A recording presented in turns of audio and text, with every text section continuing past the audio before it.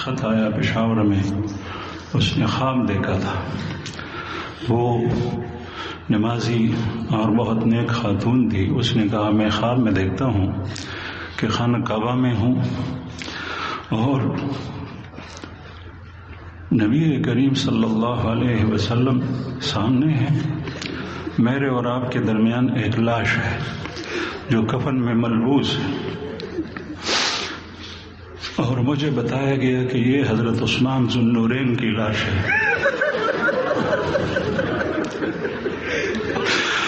مجھے نبی کریم صلی اللہ علیہ وسلم نے فرمایا کہ اس لاش کو میرے ساتھ اٹھاؤ، اس کو جنت البقیع میں دفن کرنے میں لے جاتا ہوں.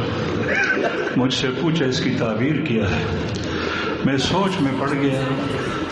اللہ جل شانہ نے اس وقت دل کے اندر یہی ڈالا کہ اس سے مراد حیا ہے، اور حرم شریف سے حیا عورتوں کے ذریعے سے نکل جائے گی. دوسرے دن میں نے سنا کہ حرم مکی کے اندر عورتوں کی پولیس جو چست لباس پہنی ہوئی ہے اس کو بنایا ہے. خواب کے وقت میں نے نہیں سنا تھا. تو ہر طرف سے مسلمان امت مسلمہ کے اوپر حملے، غیرت کے اوپر حملے، حیا کے اوپر حملے. یہ اللہ جل شانہ بھی سنتا ہے. اللہ پاک سے گڑگڑا کر ہم نے نہیں. الحمدللہ رب العالمین، الحمدللہ رب العالمین، الحمدللہ رب العالمین،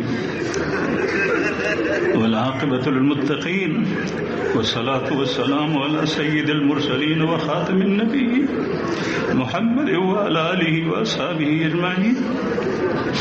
اللهم لك الحمد أنت قيم السماوات والأرض، ولك الحمد أنت ملك السماوات والأرض ومن فيهن، ولك الحمد أنت نور السماوات والأرض.